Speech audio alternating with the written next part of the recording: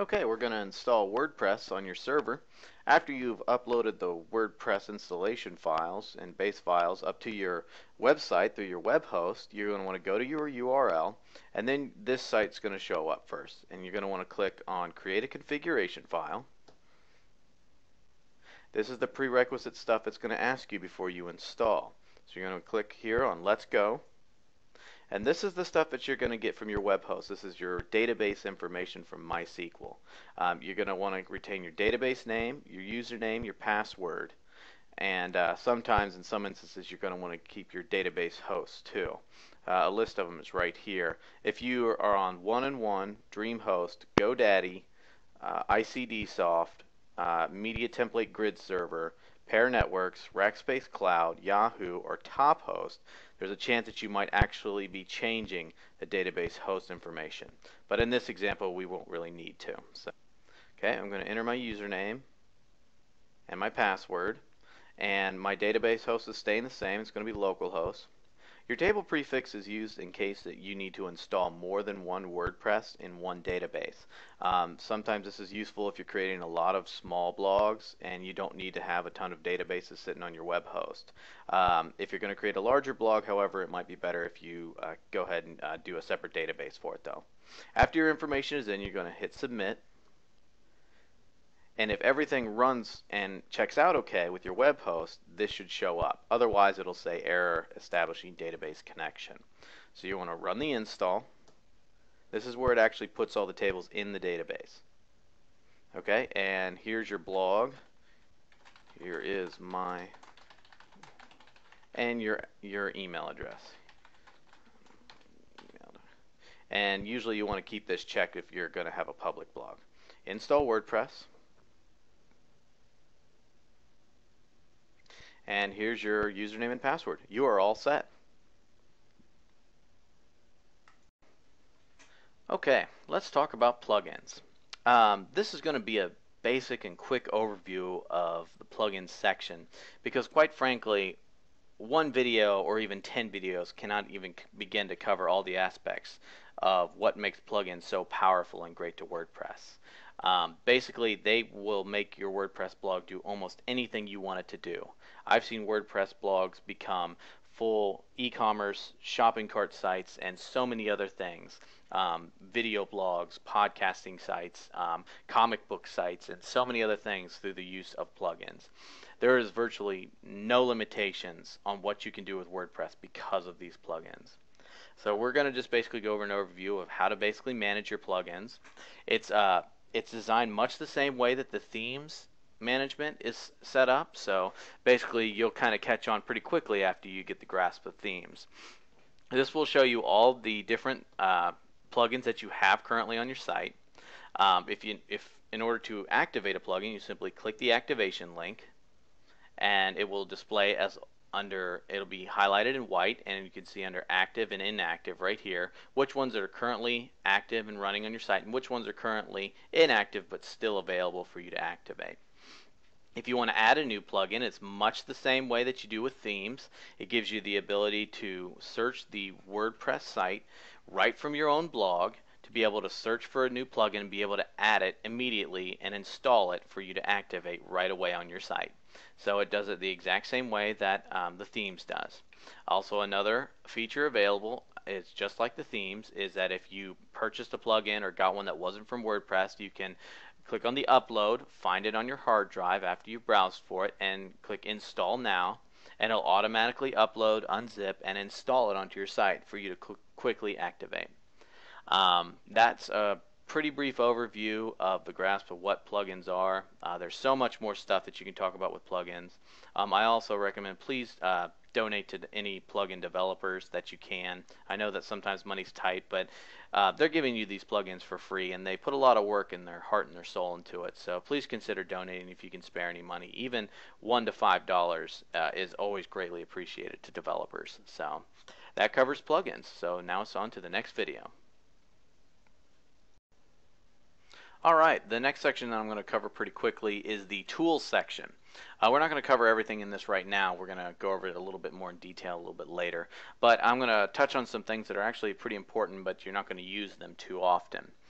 First one we're going to cover is importing. If you're migrating from a different blogging software such as Blogger or LiveJournal or maybe even another version of WordPress that you use on another site, this is a really handy tool to use. So you want to go to Tools and go to Import. And let's say if we were going from another WordPress install, we would simply click on this WordPress link here, and it would give you the instructions for each individual one. So you'd browse, find the file, upload it, and it would take care of everything for you. It's a very handy feature in WordPress. And that also rolls right into our next one, which is export. If you go under Tools and go to Export, you'll be able to export all of your data if you don't have a plugin that does it automatically for you into a particular file for you to keep archives and keep a backup copy in case something ever happens to your WordPress blog. So all you have to do is click the download export file. You can restrict which author you're exporting, but you can basically just download the export file and it'll save it for you. It's a very handy tool to have. And the last one is the one you'll probably see the most, and that's probably the upgrade. Whenever there's an upgrade available for WordPress, it'll display it pretty much all over your blog. It'll display it in the footer, in the header, it'll display it just about everywhere. And all you have to do is just click on the upgrade button and it'll take you to this page. Or if you want to, you can check it on this page. And what will happen is if there's ever an upgrade available, it'll give you a button that says upgrade automatically. And you can click that button, it'll automatically download the new files and install them for you automatically. It's a very handy feature instead of having to go in through your FTP and uploading them all individually and overwriting them and doing a database upgrade also. So that's all we're going to cover for tools right now, and we'll touch on it again a little bit later. Alright, the users section. Users are basically anybody that's going to interact with your blog that's above a guest. A guest basically can just go into your blog and leave without ever contributing anything. But users are going to have much more than that. You're going to have users at multiple different levels. Most of them are going to be at a subscriber level, which basically that they can read and then comment as well.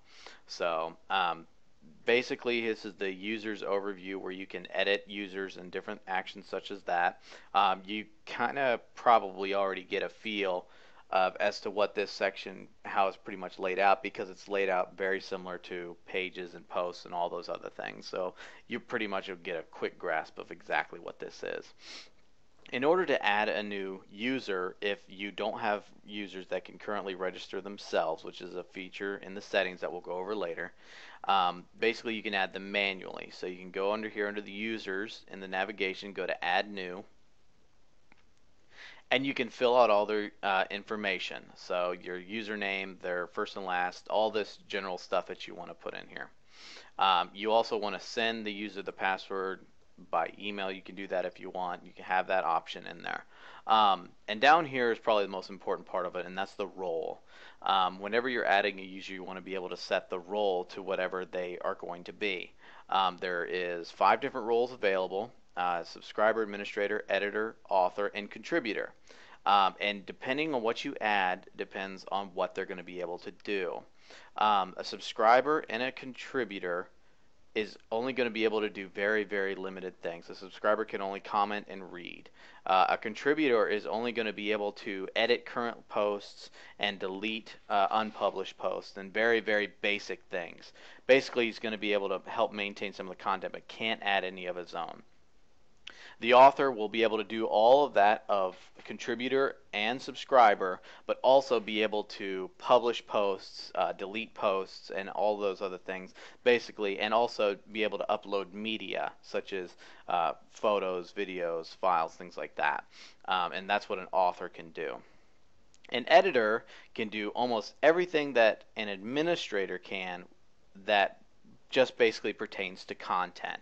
They're going to be able to moderate comments. They're going to be able to approve posts and pages and things like that that the authors have put up. They're going to be able to do anything basically whenever it comes to content. So if it has something to do with content, then the editor is going to be able to do it. The administrator is going to basically be able to do everything that's in the site. That is the user that you are when you first installed your blog.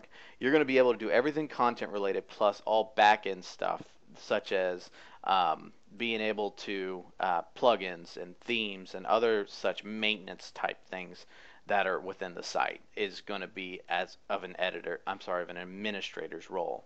So actually, WordPress has a roles and capabilities list within its codex, which is basically like its gigantic instruction manual. And you can find that under roles and capabilities if you search the WordPress codex.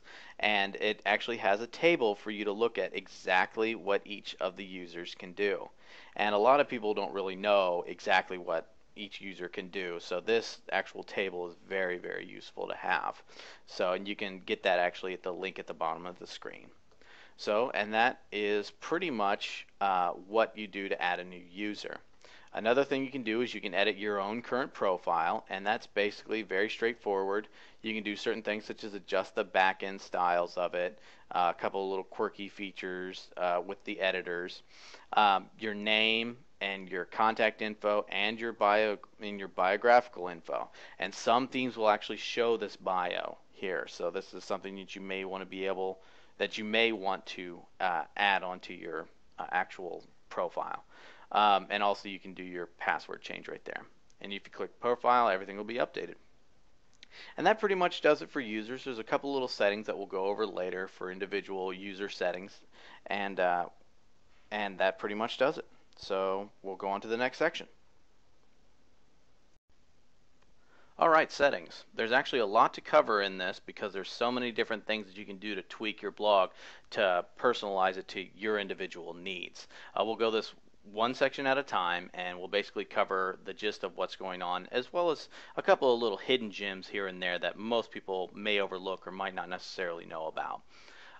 We'll start with general settings. This is basically the information about your blog and how certain items are displayed. If you ever wanted to edit your subheadline or your tagline, you're going to find that right here in general settings, and that's where you're going to be able to edit it. Your WordPress address URL and your blog address URL. 99% of the time, this is going to be exactly the same, but every now and again you have a special circumstance where it's not. If you're unsure, just leave it the way it is. The email address, this is where all the notifications are going to get sent. This isn't your user email address, this is where your notifications are. So after a while, let's say that you start to get a lot of comments and you start to get a lot of users registering all the time, you may want to switch that to a general catch-all email address that gets processed and funneled away somewhere. So that way every morning your inbox isn't flooded with anywhere between 10 to 50 system email addresses. So this is actually something that you maybe want to be able to change later on. In the beginning it's okay to have it as yours, but as you get more and more activity, it's something that you'll want to change. Membership. If you want anyone to register, your login meta will show it will show also a register link that people can register username and password and be able to sign up for your site. And if you check that box, that's what's going to show up there. The new user default role, you're always going to almost want to put that at subscriber. That is someone who can go in and put in comments and read. Anything above that, you run the risk of, messing up any of your blog posts. So you usually always want to keep that at subscriber. 99% of the time, it's where you're always going to keep it. Your time zone, that's what's going to be displayed whenever you're adding a post. It's going to show your local time to the rest of the world after you've added the post. So, date format, if you're in a different country and your dates showed up a little bit differently, you can change that here. Same thing with time. And also, the week starts on. This applies to the calendar in your sidebar. So if you want your week to start on Sunday instead of Monday or whenever, or maybe if you have an internal blog for employees and the pay period starts on Thursday, sometimes you maybe want to adjust your calendar accordingly. So, and that is all for the general settings. Alright, write settings. This basically will allow you to do a couple of different default actions for writing blog posts, as well as some advanced blog posting actions. First of all, we're going to cover the size of the post box. So whenever you're posting a new post or page, and you either have a lot of content that you want to do without toggling to the full screen, you want to be able to just adjust the size of the post box there. Formatting, if you want to convert emoticons to actual images instead of just the emoticons themselves, you can do that here. And a little checkbox here that says WordPress should correct invalidly nested XHTML automatically. You can check this box to try and keep your WordPress as valid as possible, and it ensures a very similar look across all the browsers. But if you find that there's certain things that start to break in your theme as a result of you checking that, just sometimes if you uncheck or check this box, it'll fix that theme problem for you. So just something to keep in the back of your head in case you start to see that happening on your blog. Your default post category and link category, basically if you're posting in one section more than any others, you can set a default there and it'll kind of save you a step every time you're posting. Remote publishing. There's remote publishing software out there that allow you to publish from your desktop and it'll send it to your server automatically. The software will usually give you instructions on how to do this, but whenever that happens, you need to be able to enable it in WordPress itself. And this is the section where you go to do that. There'll be more instructions in your actual software itself that'll let you do that, and you follow those instructions, but this is where you're going to go to be able to enable it in case you're trying to find it. A handy little feature that not many people use, but it's very, very powerful, is the post via email. Basically what it does is it will read an email inbox of your choosing and automatically post content whenever it finds anything. It's a very powerful tool, but has to be utilized properly. You want to set it to a very secret email address that nobody knows about, and not even like an admin or anything like that. Just something that absolutely no one knows and is never used for anything else. So whenever you're sending an email or something like that to that box, it'll automatically get published on your blog for you, which is a very powerful tool.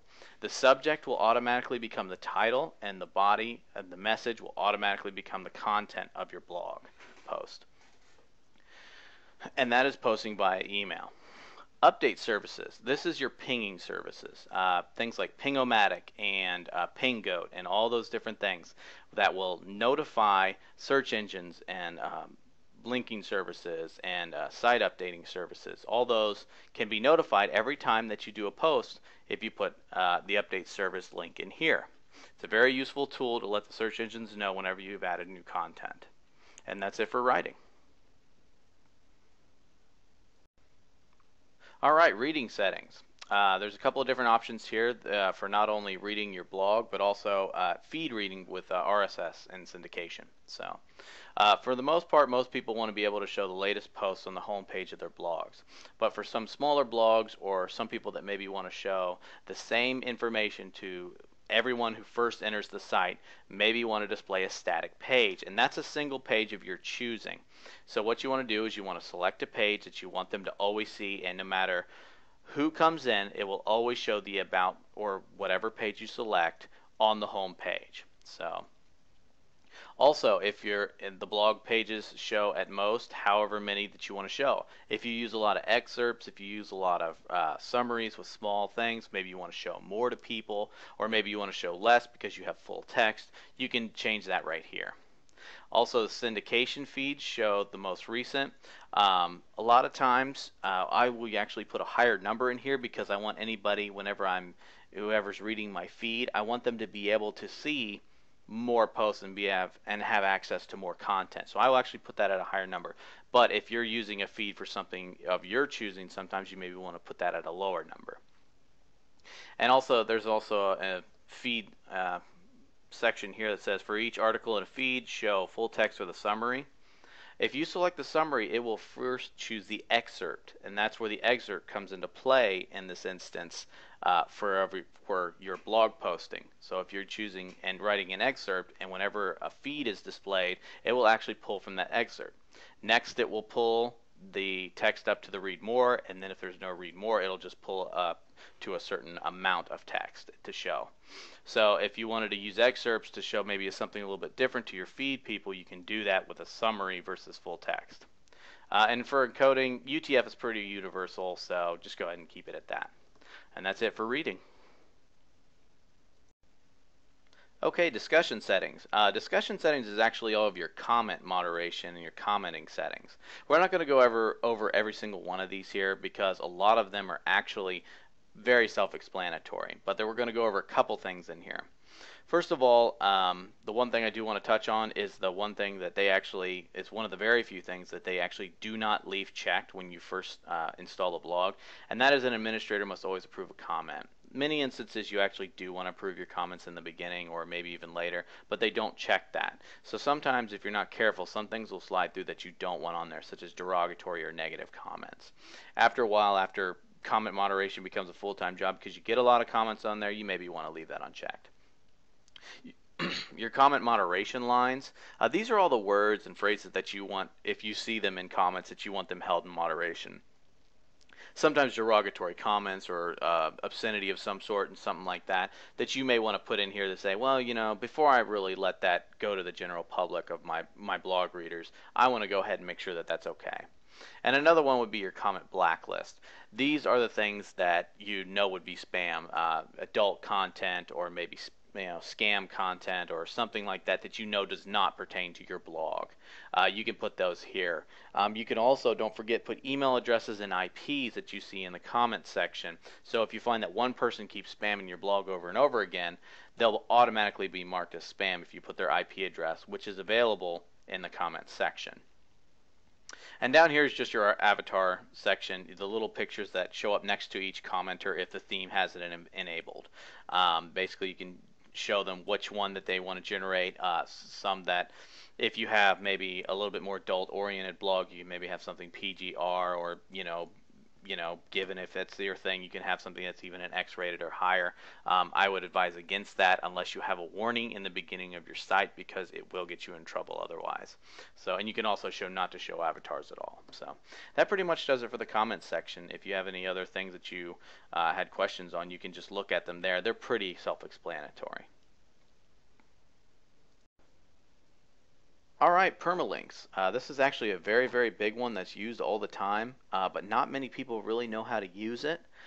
Basically what this does is changes the URL to something a little bit more spider-friendly and a little bit more user-friendly for people to be able to link to on your blog, and people to be able to see on your blog, and for the spiders to be able to eat keywords off of in your blog. The common settings that they say are actually really not that common. Day and name, month and name, numeric. A lot of people actually really don't use that. A lot of people will actually use a custom structure, but it's a little bit more complicated for some to use if you don't know what they are. So what you can do to change it is you can either just select your different one and you can hit Save Changes, or you can use a custom structure altogether. And what you can do is you can use the tags that are available, and there's a link right here that show you exactly what tags there are, and it shows you these right here. Anything from category to post name to post ID to the date, many different things that are available. So a very common one is the category structure followed by the post name structure. You just simply enter category, a /, and then the post name tag, and then anything that you want after it. I put an HTML in there. It makes some hackers a little bit harder to tell that you're using WordPress because it doesn't say PHP after it. Just different things along those lines. You can put whatever you want in there. You can put a /, you can put nothing at all. You can even put extra keywords in there if you want to, and it will still recognize it. So it's a very, very handy structure to use. One other thing I wanted to touch on was this optional section down here. By default, if they're browsing a category and showing all the posts, up in the URL it'll just show the category. But if you want something to come before that category, such as a targeted keyword or something like that, it's a certain thing that you want to show before the actual category name in your URL, you can put it here. So let's say if you wanted to put categories, and everything that'll show up after that will be the actual category, but it'll actually put that extra category keyword in there, or whatever keyword that you show. Same thing with the tags. If you wanted to put my tags, then and any other tags that will show after that, and it'll give a little bit more logical structure to your URLs. That pretty much does it for permalink settings. Now on to the next section. Alright, a couple final miscellaneous settings that you maybe want to look at that isn't for everybody, but it might be for you, is actually in the uploading section. Whenever you're uploading files, sometimes you don't want things such as protected content or maybe secretive content and stuff like that to just be easily guessed in a certain folder. So what you can do is you can specify an alternate folder in this box here. Also, another thing is that as you start to accumulate, months and years worth of content, by default, WordPress will organize all of their uploads into month and year-based folders. So as you accumulate maybe 4 years worth of uploads, you're going to have 4 years, and then each of those years is going to have 12 months, and then there's going to be each individual file. And that gets pretty folder intensive after a while. If that's not your method of organization, you can uncheck it and it'll just put everything into a bulk folder, and that makes it a lot easier for backup purposes and download purposes. So that's something you may want to consider, but isn't necessarily for everybody. And that about does it for the miscellaneous settings. Okay, media.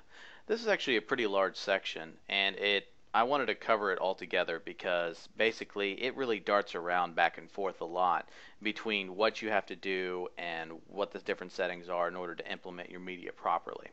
Media is basically all of your photos, images, videos, audio, anything like that that you would consider multimedia.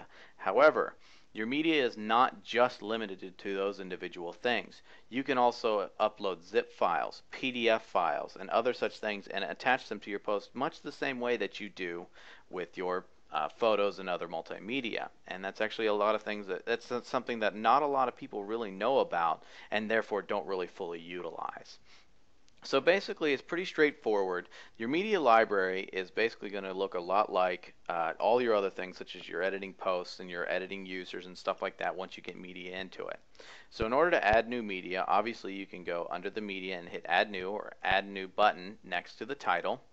And it's going to give you an uploader to select. So you click select files, and we're going to go to an individual folder, and we're actually going to start with an image. And it's going to automatically upload it, and it's going to crunch it for optimization for the web automatically for you, so you don't have to do that. Also, you're going to have the ability to put in title, alternate text, caption, a description if necessary. This is really good for search engines. And you're also going to be able to edit your image on the fly inside of WordPress. You're also, once again, not going to need to use an image editor. If you wanted to maybe say flip it horizontally, vertically, or anything along those lines, you can do that within here. You can flip it just like that. You can also scale the image. You can crop the image. You can maintain its aspect ratio. All that stuff can be done right inside of WordPress. It's a very handy tool to use. So once you're done making your changes, you can hit save all changes, and that automatically completes that. And so now you have this thing, looks a lot like all the others. And you can also add new things as necessary. Now in this one, we're going to actually add a PDF instead, say loan information. And we're going to add that, and it's going to have a PDF available for you to use. So now that's in there available. So not just images and multimedia, but any file that you want to. Now you're going to want to insert it into a post. So you're going to go to add new posts.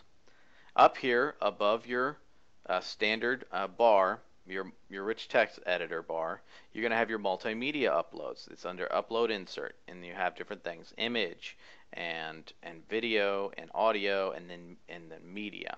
So for this example, we're just going to use the image. We're going to go up here to media library, or you can upload right there on the fly just like you did from your media. Or if you wanted to hot link something, you can do it straight from a URL. So from another website, for example. So you can do it right there. So we're going to go to our media library. We're going to select this thing that we uploaded, and we're going to have the ability to do a couple things here. We can once again edit it right then and there. We can insert a thumbnail version of it, or the actual full size or a medium version of it, and that way we can save space on our blog, especially if it's so big it starts to break the theme. And what we can do is we can put the thumbnail in, and we can have a couple of different options here. The link URL can go to either the full file, which is the image, or let's say the PDF or something like that, or just the post URL, which is basically the attachment to that individual post. So you can click that and it'll go in there, and it'll actually show you a special page that will only show that attachment. So it's a very handy thing, especially if your theme utilizes it. You hit insert into post, file URL, and it'll automatically insert it for you. After, let's say if you want to make edits or changes to it, you can click on this little edit, or if you want to remove it entirely, you can click delete, and it'll do that all automatically for you. It's a very handy tool, and you can use this with just about anything, like I said, including PDFs and including other media as well. Any files apply. One last thing I wanted to do is quickly go over the media settings. If you just go to Settings and Media, you can see you can set a couple of standards for your media settings, such as your embed size, your thumbnail size for your images and stuff like that. Um, and that's in case if the ones that are default for WordPress aren't the ones that you want for your particular blog. If you find yourself always resizing the width of your thumbnails, you can always adjust that right here automatically. And that pretty much does it for media.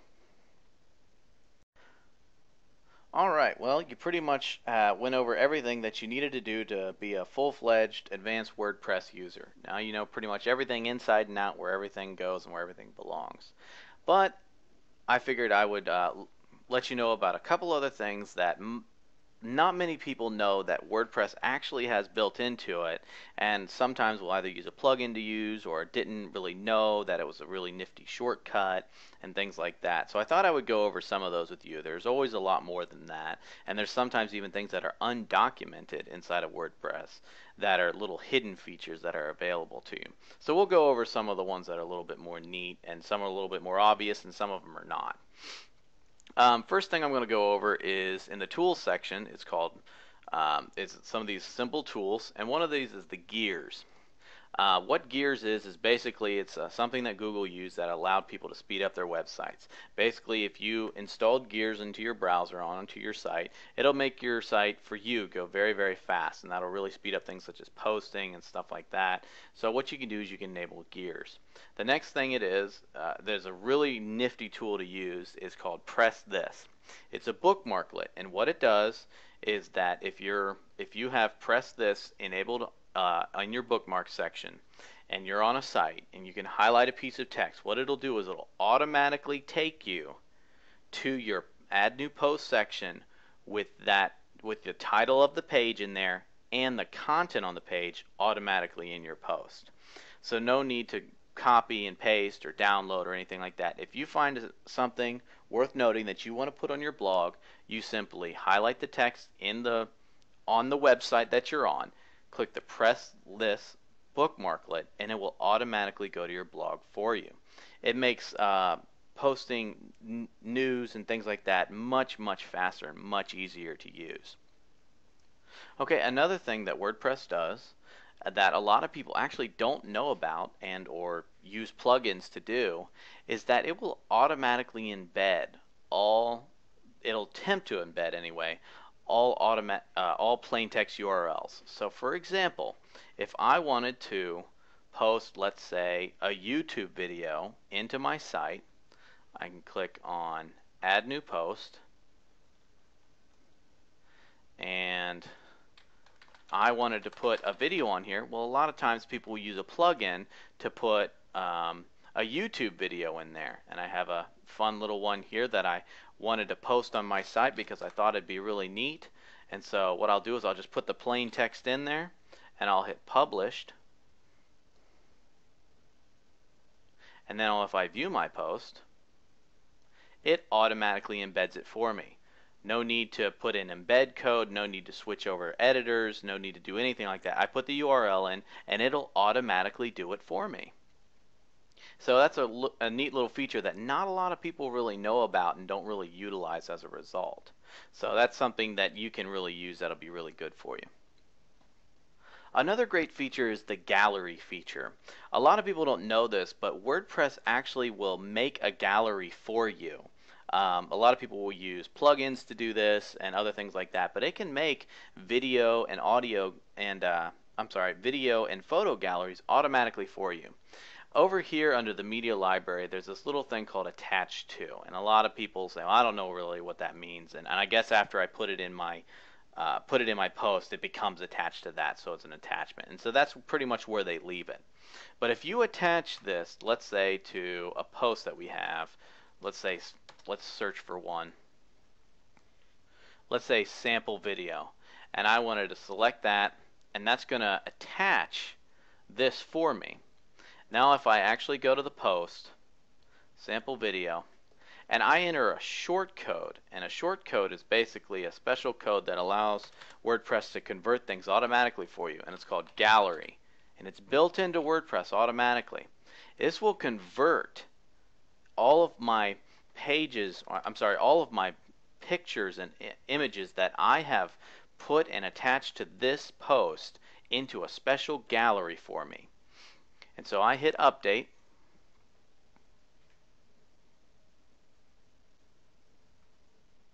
and suddenly this appears here. This wide frame with a photo on it and a camera. Now, if you want to, you can click this and it says Edit Gallery, and then this gallery link shows up. You can edit the order that your images are in, what if they're thumbnails or not, and different items such as that. If you have multiple images, you can show how many columns that they're in. You can do a wide variety of things with the gallery, and not many people know that that even exists within WordPress. A lot of people use plugins to do it and things along those lines. So that's actually built into WordPress for you to use immediately. Another interesting feature that's more of a shortcut than anything else that a lot of people really don't know about, or at least don't utilize even if they do know about it, is the fact that you can use keyboard shortcuts just like you do in your actual text editors in real life.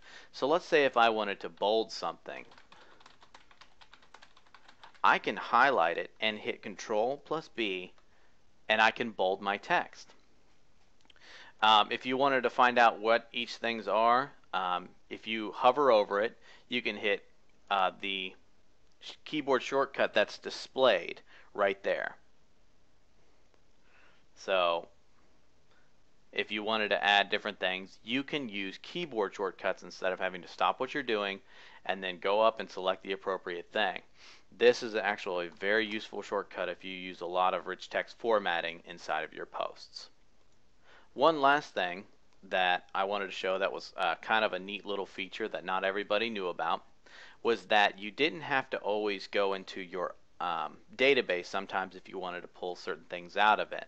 A lot of times you can find some hidden things in there or stuff that plugins have left behind that may sometimes be a security vulnerability or something like that, such as Amazon S3 secret keys and stuff like that, that if you've uninstalled the plugin, it still leaves behind.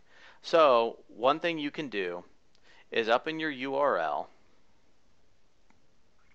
I'll go ahead and I'll drag this down for you. If up here, if you want to, you type in options.php, which is not actually able to be accessed by any sort of link inside of WordPress. You actually have to type that in manually. Click on it. It'll bring up your entire options table for you. It'll show you all the different options that you have in here that may have been left behind by either WordPress or maybe by even a plugin. And a lot of plugins will use this option table to store its information.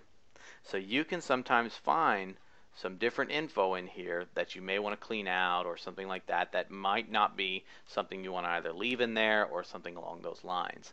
So it's just a little quirky back-end thing that you're not always going to use, but sometimes it can come in real handy for you. And that's pretty much it for the small tips for now. There's always a ton more that are out there, and if I ever find any more, I'll be sure to be able to post for future videos about it. So alright, thank you very much. This pretty much does it for all the videos, and if you have any questions or something, don't forget to email me or contact me. So thank you very much. Alright, right here is the post section.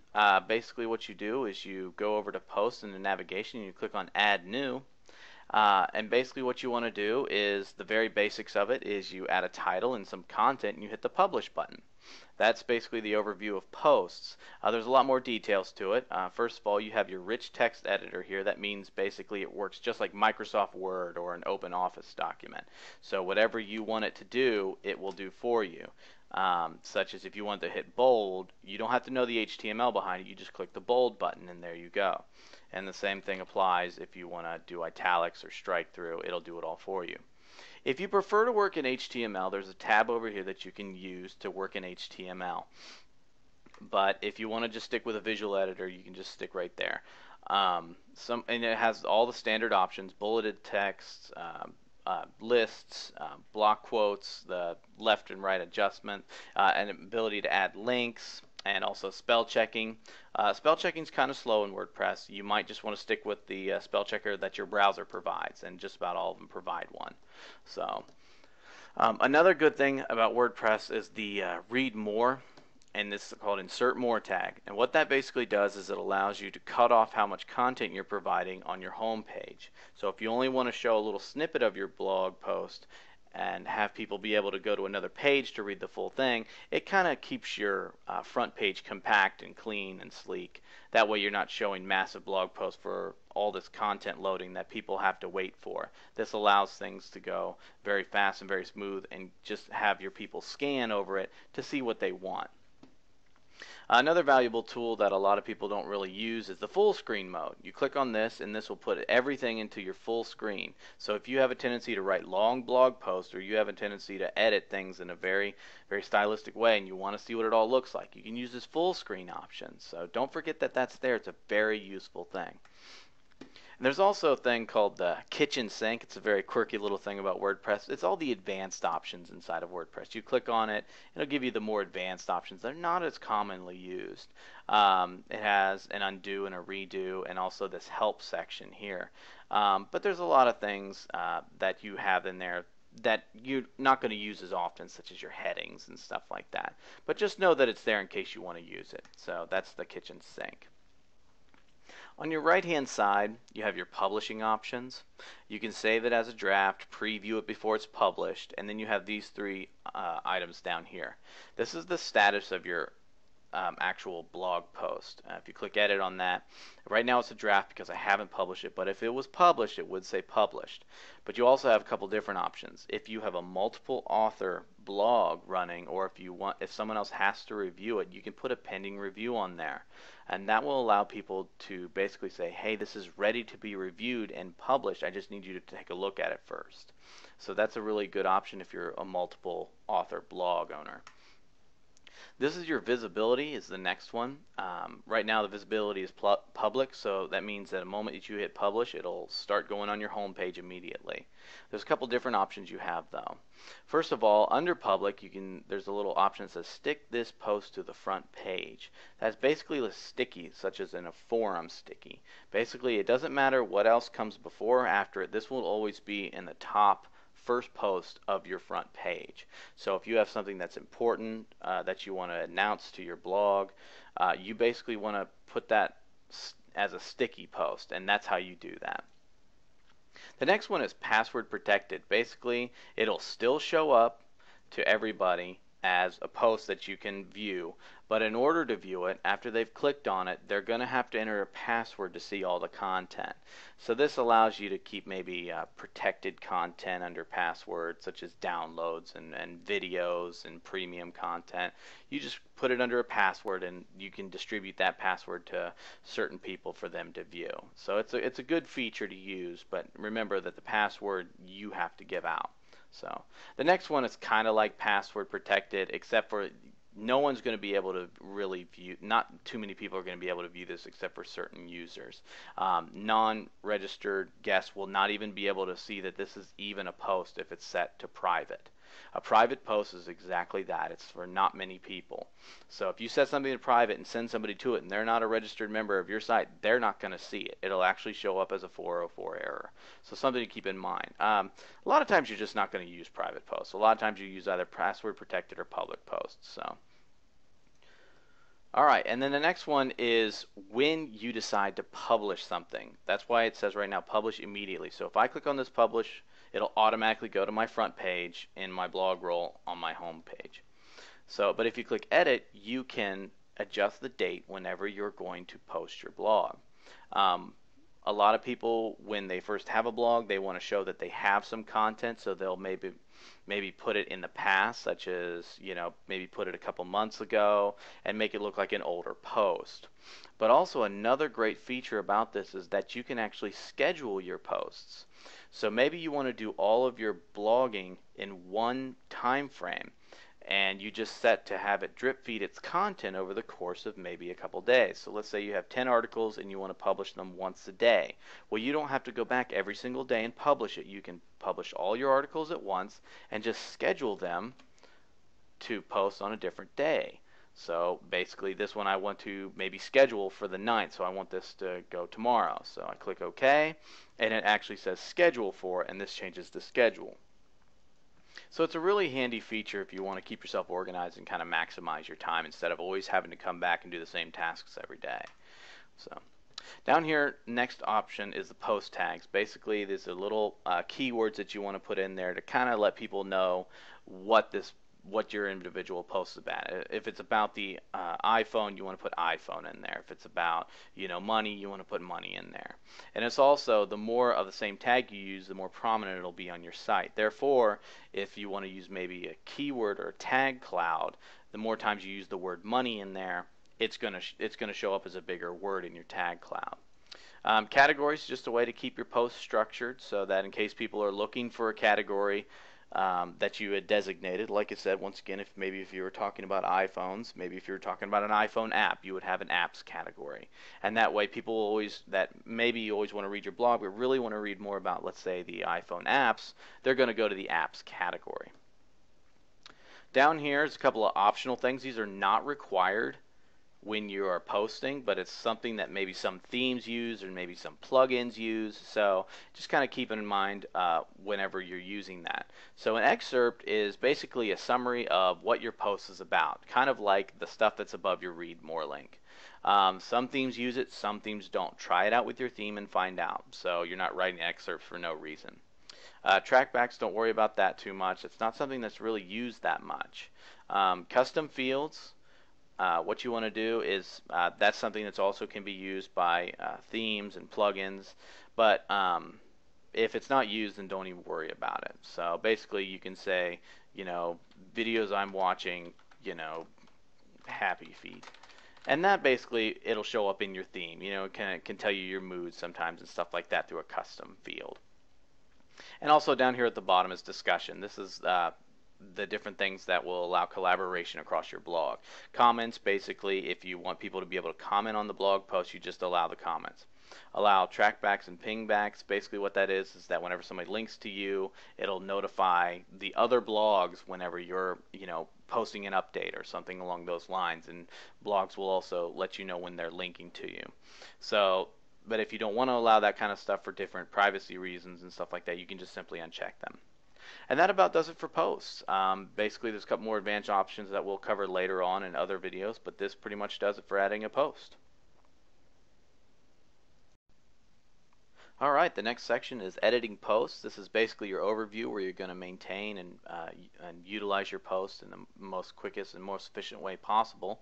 To go to edit posts, you just go to posts and click on the edit tab right under it. It's going to give you an overview of every post that you have, whether it be a draft or a published one, or even a scheduled one, or even ones that you may have trashed. First thing that you want to look at on here is the screen options, just like I said on the dashboard. Maybe if there's something that you don't really want to take a look at because you don't really notice too much about it, maybe you don't allow comments on your blog, or maybe you just don't ever add tags. You don't really necessarily always need to see them, so you can just get rid of them. Or maybe if you don't want as many to show up, or maybe you want more to show up, you can do that right here on the screen options. So always remember to make sure to look at those screen options whenever you're on a page. On the right hand side, you have the ability to search for posts. If you have hundreds and thousands of posts, which you will over time if you post regularly as your blog builds up, you're going to want to be able to search through them, because to go through them page by page is going to get very redundant after a while. Also, if you have very common titles and you have very unspecific post titles, sometimes you want to also include an excerpt with each of your posts. Basically gives you an overview of kind of what your post is about right there, but you can show and hide that if you want to. Okay, under each post, if it's a draft, it'll show up right there, and if it's public, it'll just show up as the title. But under here you have a couple of different options available. Obviously the edit one basically takes you to the post screen that we had earlier, and it'll give you all the options available. Another one is quick edit. Now if you open this up, it'll show you a bunch of different things available. Basically all the supplemental stuff that you wanted to do, with the exception of the actual content itself, you could pretty much do with a quick edit. So if you wanted to make it a private or a password protected post, you could do that right there. If you wanted to schedule it for a different time, you want to change a category and add a tag, or stop allowing comments, or make it a sticky, you can do that all right from this screen right here, and it'll update as soon as you click the update button. So basically everything but the content itself can be edited through Quick Edit. Okay, another obvious feature right here is the trash. This used to be a delete feature, but people like the option of being able to restore something later. So if you click the trash, you're gonna send that to the trash section, and it'll show you right here, move to the trash. You can undo that if you want. But then this link shows up if you have something in your trash area. So you click that, and there's your post. And this is the area where basically what you want to do is you either want to empty your trash through this button right here, or if you want to maybe restore your post, you say, well, I didn't mean to delete that one. Or you can say, yes, this one I just want to get rid of. And that will actually delete it permanently, and you can never get it back. So if you're choosing to empty the trash, make sure you're emptying what you want gone forever. But if you want to restore something, let's say if you have accidentally deleted, you can just click the restore link, and it'll go back to the regular section. So there's nothing in the trash anymore. Go back to all, and now it's back to where it used to be. Preview is obviously pretty self-explanatory. It's the preview that it'll actually show it on the front end of your blog. So a couple of different things up here. If you have multiple things that you maybe want to move through the trash at the same time, you can check them with a checkbox and move them all at once. Just hit the apply button. Also, if you have a bunch of posts and you don't want to necessarily know what to search for and the excerpts aren't working, you can view things by dates or categories, and you can filter it and narrow it down a little bit more there. That pretty much does it for the edit post section, and we're going to move on to the next video. Alright, and we're about to wrap up posts here. I just want to talk about two quick things that are on here that you're not going to really visit that much, but you may visit once or twice every now and again. And I just wanted to go ahead and go over them real quick. The first one is tags, and the second one will be categories. We'll go over that in a second. The tags are basically those one-word keywords that you're going to associate with each of your posts. If you wanted to go ahead and if you wanted to just add them right here or be able to edit them here, you're going to go to this tag section. Some themes, but not many, once again, are going to utilize a description of a tag. So maybe if you wanted to use that, you can, but it's not really something that's very big that you needed to do.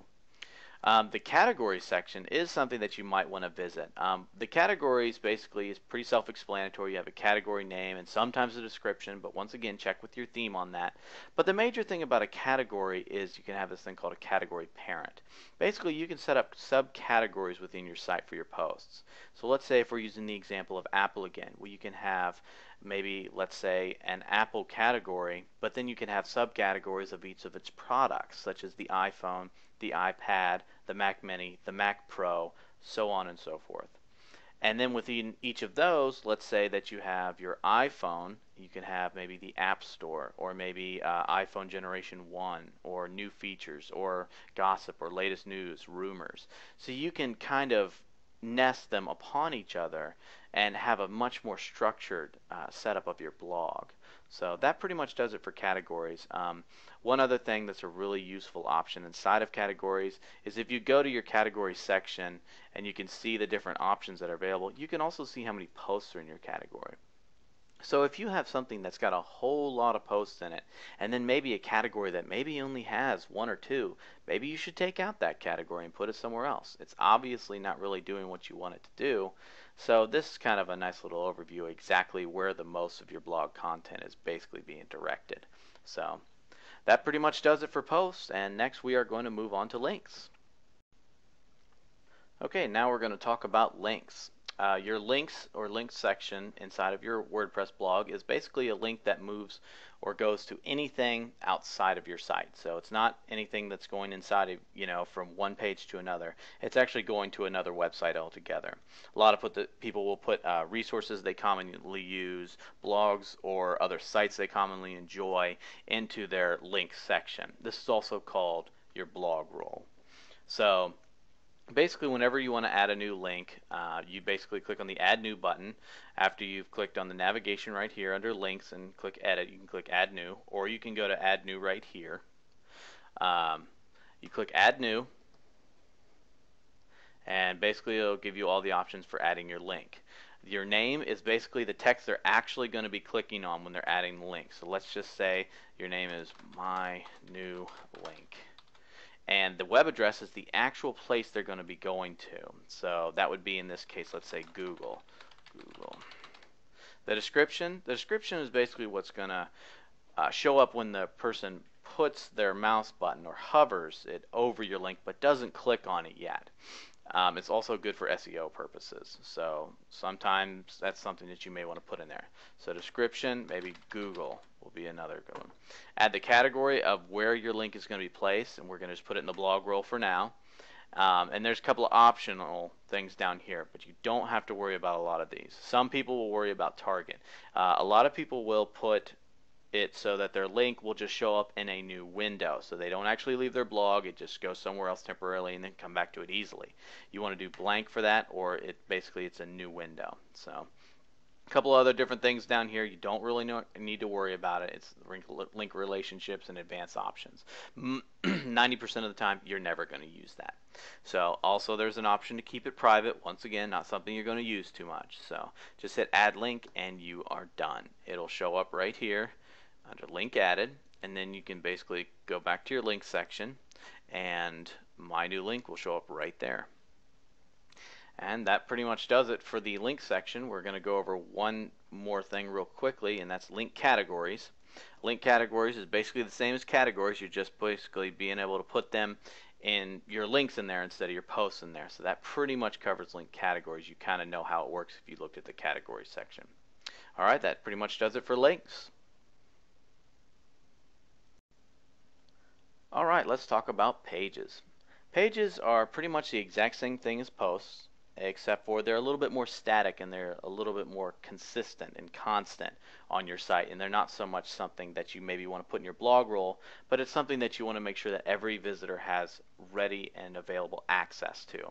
Things such as your About Us, your terms and conditions, your privacy policy, your Contact Us page, all of those things would be pages instead of posts, and they're a lot easier to access, and they're a lot more static, and they don't really change much.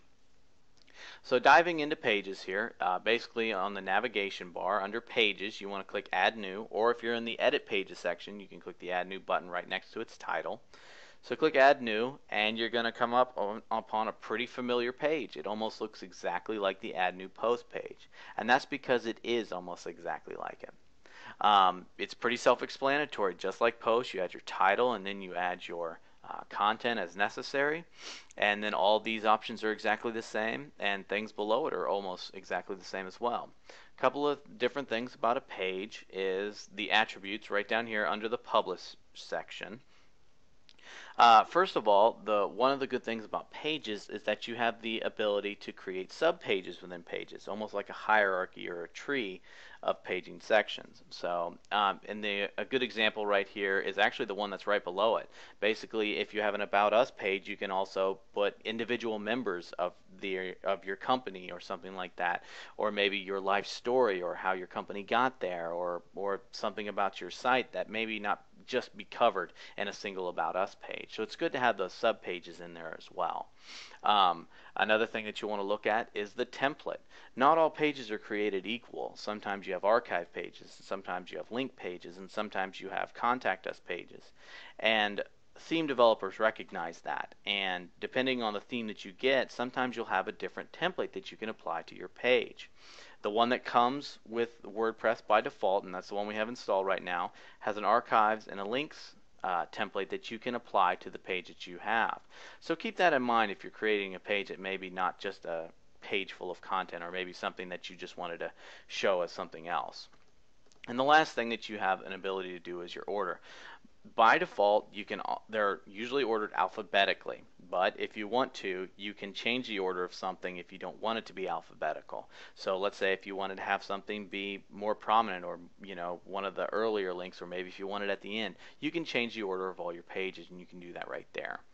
And that pretty much covers pages. Like I said, it's a lot like posts, and you're going to grasp this pretty quickly. So those are the only really main differences about a page. So. Alright, now we'll move on to the next section.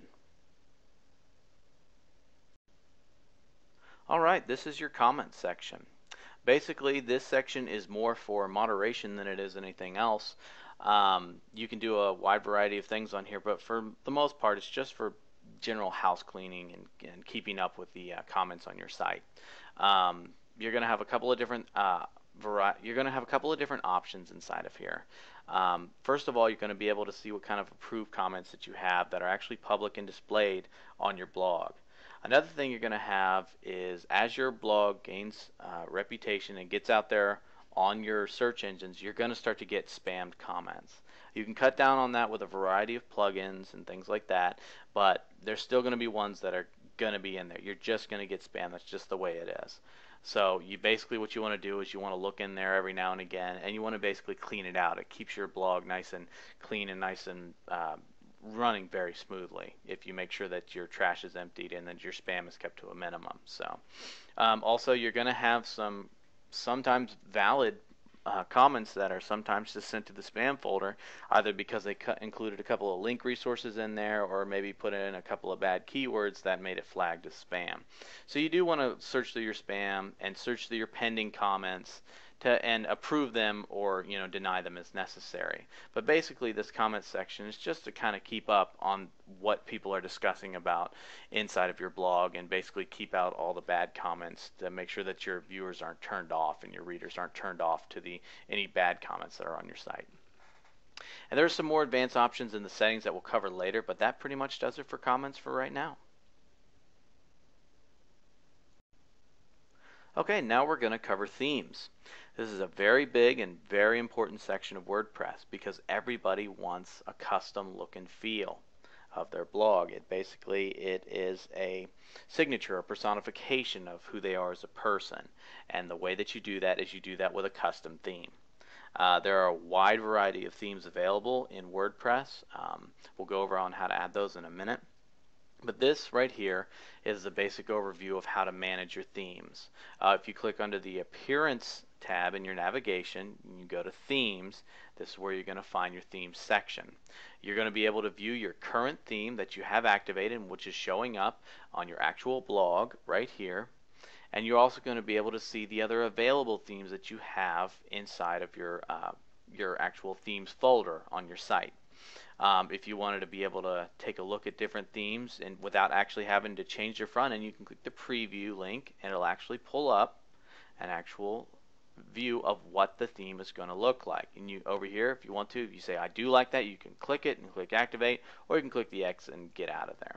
So if you want to delete the theme off there, that's not the default one, you can click delete, but this is not a trash situation where you can just restore it if you want to by clicking a link. Once you delete it off here, the files are gone off your server, so make sure you either have a backup or it's definitely something that you want to delete. If you want to change it right here, you can click activate. A lot of different people will either use a Christmas theme or a different holiday-based theme to kind of switch it up as time goes on, or maybe they're trying on a couple different themes, so they activate different ones at different times. That is basically how you're going to be able to manage your themes within here. This is a very rough overview, and we're going to go into some of the more details in a little bit. And so the next section is how to add a new theme. Okay, now that we've talked about how to manage your themes, let's talk about how to get a new theme or add a new theme. So if you want to add a new theme, basically you go under the Appearance tab and go to Add New Themes, or if you're under the Manage Themes section, you can click the Add New button right to the right of the title. This will bring up a small section where basically WordPress now allows you to search for the many themes available right from your own blog instead of having to go to WordPress itself. So if you wanted to search for a particular theme, you can just do a search for maybe certain colors or certain width or different features or different things like that. You can do that from right within your blog, and it'll actually pull the theme right to your blog for quick and easy installation and activation. So let's say that if you're looking for maybe a Halloween theme, you can either type in Halloween, or maybe you just want to use the colors black and orange. You can click on that, click Find Themes, and then you're going to get a section of themes that are all available for you to try and find. Here is Happy Halloween right there, and maybe another one right here that's Inferno. And you can look through and search through the themes that maybe match what you're trying to find. So another option that you have is sometimes that you're going to purchase a premium theme and you're going to want to be able to install that. Well, WordPress also covered that with the ability to upload a theme. So you click on the Upload right here, and it's going to actually be able to let you upload a theme that's already in a zip file that you got when you purchased your theme, or you got it from somewhere that wasn't on WordPress. All you do is click browse and find your theme on your hard drive, and then after you've found it, you're going to click install now, and it's going to automatically install the thing for you. It's going to upload it to your server, unzip the file, and put the files in their appropriate location automatically for you. No need to worry about FTP or anything along those lines. A word of warning though, sometimes some themes tend to be a little bit large. If you have something that's timing out, or it's basically throwing an error message because it's not doing it right, you're probably running into a theme that's a little bit too large for your server to upload through your browser. If that's the case, you want to either hire somebody to FTP it for you, or if it's something that you know how to do, you can FTP it yourself. After you've installed it, after you've uploaded it, all you have to do is activate it and your theme's all set to go. And that's basically how you install a new theme on your blog. Okay, now we are going to cover widgets. This is one of the more prominent things that most blog owners like to use and like to customize about their theme is what is displayed in their sidebar. Their sidebar is the little bar along the side that basically shows useful information that should or need to be accessed from any part of any page inside of your site.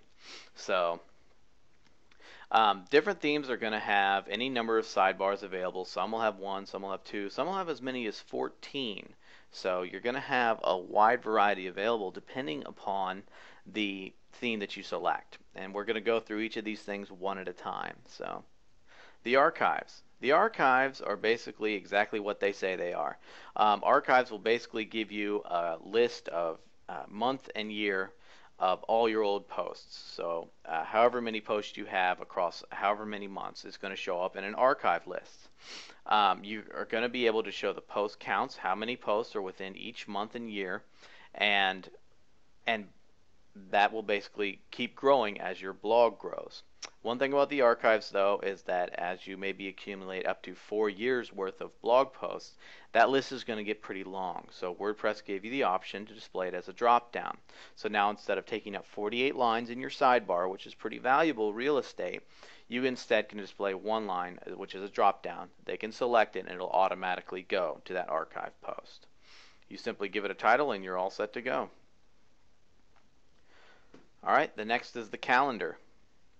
If people want to go over maybe a posting that you did maybe earlier in the month but not necessarily old enough to go through the archives, which is over a month old, you usually want to be able to access that through the calendar. Every day that you post is going to show up as a link on your calendar, and WordPress will update that automatically for you for quick and easy access. It's a very handy feature in your sidebar. Your categories. Your categories will basically show all of the categories that you have, and it'll also, just like your archives, either be able to show it as a drop down if you have a large list of categories, and show how many posts that you have within each of your categories. And also another very handy feature is the hierarchy. Sometimes you want to be able to show all the subcategories within the categories, and sometimes you don't. So to be able to do that, you can just click the show hierarchy and it'll show all your subcategories for you. So that's a very handy thing to have to keep your blog structured and organized, is your categories. Your links. Your links is basically, like I said, your blog roll. You can show every single link here, and you have your different options available, such as the description if you decided to put one in there, and also an image, which is an advanced feature if you wanted to have an image next to each link. But the handy part about this was that if you want to, you can only show a certain category of links in this individual link section. So let's say if you want to have your links to your blog roll, but then you created another category, you can put in, you can save this, minimize that, and you can create another link section that shows a different category in there as well. So it's very handy to have.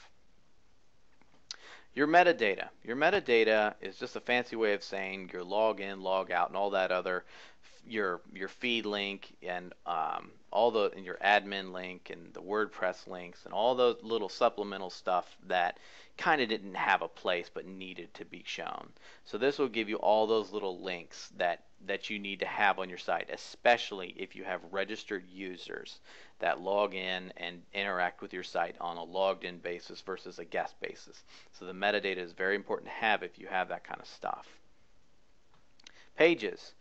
Very important thing about this pages section is not only obviously does it show your pages, but there's an extra feature in there that you want to have. Obviously you can sort by page different items such as your page order, your page ID, or just the title is normal. But there's a little exclude section.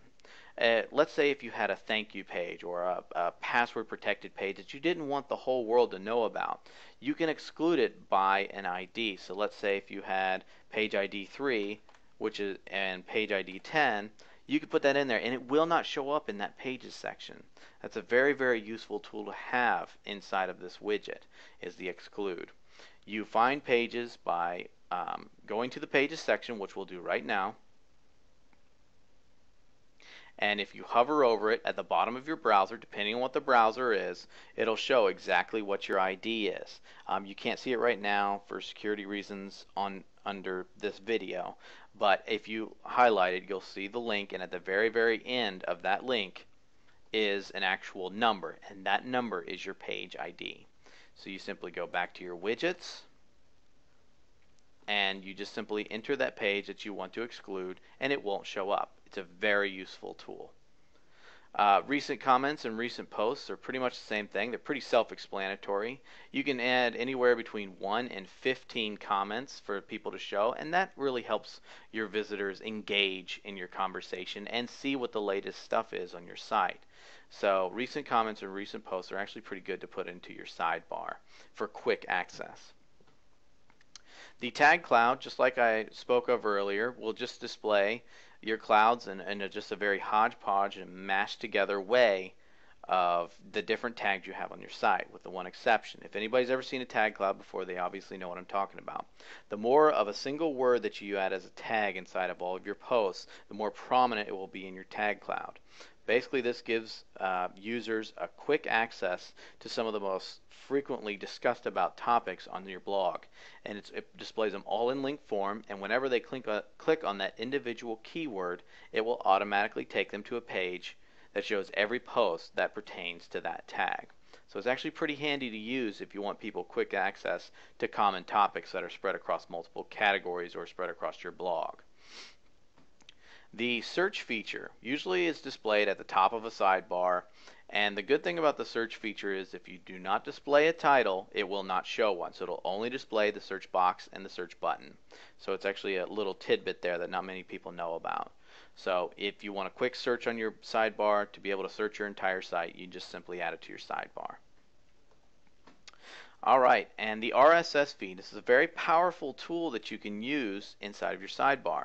The RSS feed will basically allow you to enter any RSS feed URL, not just ones from your blog or your site, but any one that you can find on the internet. So if you have a blog that you enjoy reading, you talk about all the time, you can maybe put their feed in there. Or maybe if you have a certain feed from, let's say, a Google search or something along those lines, you can put that feed into here and it will display the posts in your sidebar and the little feed items for your visitors and your guests and your registered users to get quick access to. So it's a very valuable tool to use if, let's say, that you have frequently updating content from different areas of the net that you don't want to necessarily do all yourself. A good RSS feed in your sidebar will take care of that for you.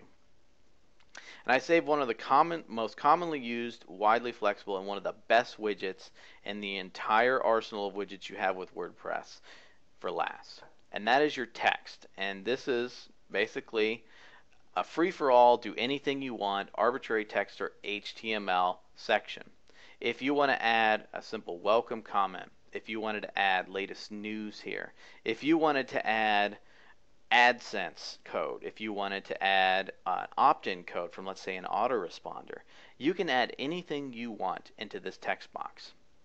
We'll also go over things such as shortcodes later, but you can even add things along those lines as well. you can add just about anything into this text box and have it displayed upon your sidebar. It's a very, very, very powerful tool that's available because of how flexible it is. So, a couple other quick things I wanted to go over real quick is that you can add multiple of the same thing inside of your sidebar. Let's say if I had 3 different text things that I wanted to add, I can add them all into the same sidebar, which is a very handy tool. Also, let's say if you're working on something, let's say such as text or something along those lines, and you wanted to continue working on it, but you didn't want to necessarily show it on your sidebar just yet, you can keep it in the inactive widgets section. That will still save all the data that's inside of it, but it will not display it on your sidebar. So it's actually a pretty useful tool to have. And anytime you ever want to get rid of something in your sidebar, just simply drag it out and it'll go away. Same thing with the inactive widgets. You say, I don't actually want to add this to my sidebar, I want to get rid of it. Just drag it out and it'll auto update for you. You can also reorder your sidebar by simply dragging and dropping. There's no need to save. It saves everything automatically for you. So it's a very handy and very, very robust tool to use. And that pretty much does it for widgets. One other thing is that a lot of plugins will add widgets automatically to this section. So anytime you ever install a plugin, which we'll go over later, you'll want to come back and check this section to see if there's any useful widgets that have been added as a result of that plugin that you may want to display on your sidebar. Well, that pretty much does it for widgets. We'll see you in the next video. Okay, one other thing that I wanted to touch on really quick before we moved on to the next section is something that's a little bit more advanced, and you're not going to really use it that much, but it is a very valuable tool that WordPress provides, and that is the editor. Both themes and plugins are authored by different people, and WordPress gives you the option to be able to edit it directly in WordPress. So if you wanted to edit a theme, you can go under Appearance and click Editor, or if you wanted to edit a plugin, you can go under Plugins and click Editor. So if you click on one of these, it'll bring up all the files within an individual theme or plugin, and you can select them right here, and it'll give you a list of all the different files that are in that plugin or in that theme, and you can click on it, it'll load it automatically. What the useful part about this is if you know any coding or if you know any HTML and you wanted to be able to do a quick edit on your site, you don't have to download the theme through FTP or download the plugin. Or if you're outsourcing, you can just give your outsourcer access to your blog, and they can do it all from the back end right then and there. It saves you a lot of time, and it's a very handy tool that's available, but not one that's utilized too much. So I just thought I'd touch on that really quick before we moved on to the next section, would be the editors. Okay, after you've logged into your new WordPress blog, you're going to go to the dashboard. We're just going to cover some things about the dashboard really quickly. This is an overview of your site. It's pretty much your site in one shot. As you develop your blog, you'll see different things on here that will start to change over time. A couple of things about the dashboard. Clearly this up here is a link to your actual blog if you wanted to go and take a look at it. And over here on your left is your navigation. You're going to find that, and this should be a pretty standard for a lot of people. Also, a little thing about the navigation along the side is that if you'll notice in between where each of these navigation bars break, your icon will change, your mouse icon. If you click on that, that'll actually compact your navigation on the side so you can save yourself a little bit more screen room if you have a limited screen. So you want to really try and maximize your real estate. Your stuff will come out, you just hover over it, and it'll all just come out here on the side instead. So it might save you a little bit of room. And you can click back and it'll restore itself. Up here at the top, you'll have these things it's commonly used things that you may want to do real quick that you don't want to necessarily have to navigate to along the menu, or if you're somewhere else you don't want to have to try and find your way back to it. New posts, new pages, you upload media in your media library such as photos and other things, and then also your comments section. So that's a quick thing. This right here, the right now, basically shows exactly what your blog is about. Show you how many categories, pages, posts, tags, and how many comments you have, including the ones that are visible, the ones that you need to moderate in case they're spam, and the ones that have been flagged as spam. Also, it shows your theme, how many widgets you're using, and what type of WordPress you're using. If for any reason that you need to update it, it'll display it here, and it'll also display it down here. You can change your theme by clicking on this button very quickly. So, recent comments, if you have a comment that you may feel that you want to comment back on, or maybe maybe it shows that maybe it might be something that's spam, you'll see some of the recent comments here with also a quick menu that pops down that you can do right there from the dashboard. If you say, well, that's actually a spam comment, I want to spam it, or I maybe even just want to delete it. Plugins, this is from WordPress itself. It's actually feeding to you directly. It's showing you kind of new plugins, popular plugins, recently updated ones. So in case it's something that you might be interested in, kind of keeps you in the loop about what's going on in the plugins. Drafts, this is something that if you keep a lot of drafts for common use, or maybe it's something you haven't completed, it'll show there. It's not really something that's used that much depending on where you are. Also, the WordPress development blog shows you what's going on in the WordPress world, such as right now, as of the recording, Beta 2 just came out for WordPress 3.0, so if some people like to see what's going on in the new versions of WordPress, it'll show you that kind of stuff here. Other WordPress news, it's just basically their feed of their different things. And your incoming links down here at the bottom. Your incoming links will basically show you how many people are linking to your blog. So basically what you want to do is just find out if you wanted a quick overview without having to do the manual searching yourself, that will do that for you. So it's a really nice thing to have. Also, another thing is that the WordPress news is configurable, and so is incoming links. If you wanted to configure exactly where the reader was for your incoming links, you can click on the configuration right here and adjust it accordingly. This is a little bit more advanced, so some people may not want to do this. So if you have a lot of items coming in and new ones coming in every day, maybe you want to see which ones are coming in, or if maybe you don't really care, you just want to show 5. If you want to display the date that they were added, you can do that too. So it's just a quick option for you to have.